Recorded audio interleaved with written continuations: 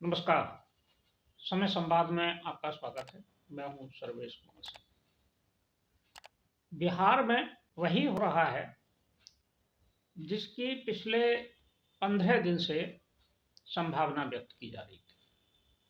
यानी कि ये चर्चा थी कि नीतीश कुमार एक बार फिर पलटी मारेंगे और वो इंडिया गठबंधन का साथ छोड़ेंगे और राजग में जाएंगे, यानी कि एनडीए का फिर से हिस्सा बनेंगे।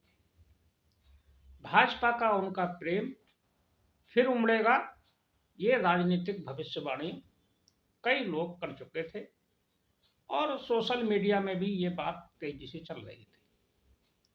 वही घटनाक्रम कल से शुरू हो गया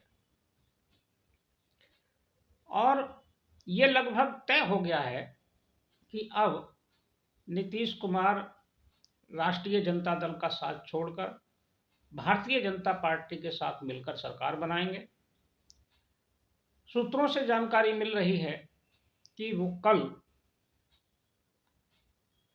राज्यपाल के पास जाकर अपना इस्तीफा देंगे और 28 तारीख को फिर से मुख्यमंत्री पद की शपथ ले लेंगे और मुख्यमंत्री बन जाएंगे।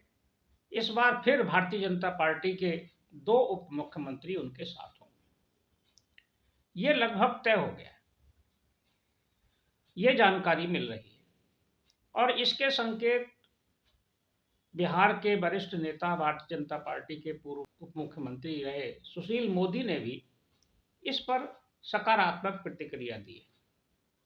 उन्होंने कहा है कि राजनीति में किसी के लिए भी दरवाजे कभी पूरी तरह से बंद नहीं होते और बंद दरवाजा भी कभी कभी खोलना पड़ता है। इसका आशय स्पष्ट है कि नीतीश कुमार के साथ डील फाइनल हो गई है। दिल्ली में आज बैठक भी चल रही है और ये पूरा निर्णय दिल्ली से ही होना है। दिल्ली से मोहर लगने के बाद ये तय हो जाएगा कि अब नीतीश कुमार एनडीए का हिस्सा बन जाएंगे। बातचीत काफी समय से चल रही होगी, ऐसा नहीं है कि अचानक ये डेवलपमेंट हुआ है। लेकिन परसों का जो घटनाक्रम था उसने तेजी पकड़ी। हुआ ये कि केंद्र सरकार ने बिहार के पूर्व मुख्यमंत्री और जननायक कर्पूरी ठाकुर को भारत रत्न देने की घोषणा की। इस पर नीतीश कुमार ने प्रतिक्रिया दी और प्रधानमंत्री के, भारत सरकार के इस निर्णय की सराहना की। अगले ही दिन 24 तारीख को कर्पूरी ठाकुर की जन्म शताब्दी थी, 100वां जन्मदिन था उनका। इसके मौके पर एक कार्यक्रम आयोजित था। इस कार्यक्रम में नीतीश कुमार ने बोलते हुए परिवारवाद का जिक्र कर दिया और उन्होंने कहा कि कर्पूरी ठाकुर हमेशा परिवारवाद के खिलाफ रहे। उन्होंने कभी भी परिवारवाद को आगे नहीं बढ़ाया और मैं भी उन्हीं के इस सिद्धांत को मानते हुए चल रहा हूं। यानी कि उनका आशय यह था कि उन्होंने भी अपने परिवार को आगे नहीं बढ़ाया। इस बात पर 2 प्रतिक्रियाएं आई। एक प्रतिक्रिया तो भारतीय जनता पार्टी की तरफ से आई। भारतीय जनता पार्टी ने बहुत सधी हुई प्रतिक्रिया व्यक्त करते हुए कहा कि फिर आप परिवारवाद की राजनीति करने वालों के साथ क्यों हैं। दूसरी प्रतिक्रिया राष्ट्रीय जनता दल की तरफ से आई, जिसकी तरफ नीतीश कुमार का इशारा था। लालू यादव की बेटी रोहिणी आचार्य ने ट्वीट कर दिया और ट्वीट में उन्होंने नीतीश कुमार पर कटाक्ष किए, परिवारवाद को लेकर भी कटाक्ष किए, उनकी राजनीति को लेकर भी कटाक्ष किए। इससे ही मामला बिगड़ता चला गया। कैबिनेट की बैठक हुई अगले दिन। कैबिनेट की बैठक में तेजस्वी यादव आए, लेकिन उनकी और नीतीश कुमार की कोई बातचीत नहीं हुई और आज राजभवन में 26 जनवरी के अवसर पर जब एक परंपरागत एक कार्यक्रम होता है हाई टी का, तो उसमें भी तेजस्वी यादव नहीं पहुंचे। ये तो लगभग तय था कि नीतीश कुमार लंबे समय तक इंडिया गठबंधन में नहीं रहेंगे और वो आखिरकार भारतीय जनता पार्टी के साथ ही आएंगे। लेकिन इस निर्णय को अंजाम तक पहुंचाने के कुछ कारणों का भी हाथ रहा है, यानी कि उसके कुछ कारण भी रहे। कारण सबसे बड़ा यह है कि अयोध्या में भगवान राम के मंदिर में प्राण प्रतिष्ठा के बाद देश भर में जो राममय वातावरण बना है, उससे एक जो भावनात्मक रूप से लोगों का लगाव और ज्वार देखने को मिल रहा है, उसके राजनीतिक प्रभाव को भांपकर नीतीश कुमार ने यह निर्णय लिया है।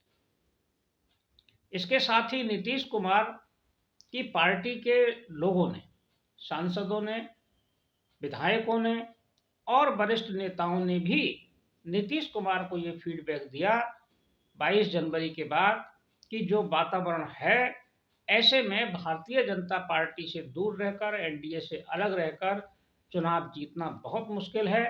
बिहार में हम 2-3 सीटें भी जीत जाए तो बहुत बड़ी बात होगी। इसलिए इंडिया गठबंधन छोड़कर एनडीए में जाना ही बेहतर होगा। इस फीडबैक ने बहुत बड़ा काम किया। इस फीडबैक के बाद ही एक तरह से नीतीश कुमार ने यह मन बना लिया कि वो इंडिया गठबंधन छोड़कर एनडीए में लौट जाएंगे। दूसरा जो बड़ा कारण है, उसके लिए इंडिया गठबंधन का नेतृत्व जिम्मेदार है। इंडिया गठबंधन जिस उत्साह में नीतीश कुमार ने बनाया था और शुरुआत की और अगुवाई भी की, उसी उत्साह में उनको आगे बढ़ने से रोका गया। एक तरह से कांग्रेस ने ही उनके आगे बाधाएं खड़ी की। नीतीश कुमार का जो महत्व था उसे कम करके आका गया और उनका सामूहिक नेतृत्व में और महत्वपूर्ण फैसलों में कोई योगदान नहीं लिया गया। माना यह जा रहा था क्योंकि गठबंधन की शुरुआत नीतीश कुमार ने की, पटना में पहली बैठक कराई 23 जून को, तो नीतीश कुमार ही इस गठबंधन के अगुवा होंगे, वही नेतृत्व करेंगे, वही अध्यक्ष होंगे। लेकिन कांग्रेस ने एक तरफा फैसला लेते हुए इंडिया गठबंधन का नेतृत्व अपने ही राष्ट्रीय अध्यक्ष मल्लिकार्जुन खड़गे को सौंप दिया। इसके अलावा जो नीतिगत मुद्दे थे, जो इंडिया गठबंधन के सैद्धांतिक मापदंड थे, वो भी तय नहीं किए गए। इंडिया गठबंधन का कोई कार्यक्रम तय नहीं किया गया। इंडिया गठबंधन के का जो नेटवर्क है और जो संगठनात्मक स्वरूप है, उसका कोई ढांचा खड़ा नहीं किया गया। ऐसी स्थिति में नीतीश कुमार को यह लगा कि यहां रहना समय बर्बाद करना है और राजनीतिक दृष्टि से भविष्य के लिए ये अच्छा फैसला नहीं होगा, राजनीतिक भविष्य सुरक्षित नहीं रहेगा इंडिया गठबंधन के साथ।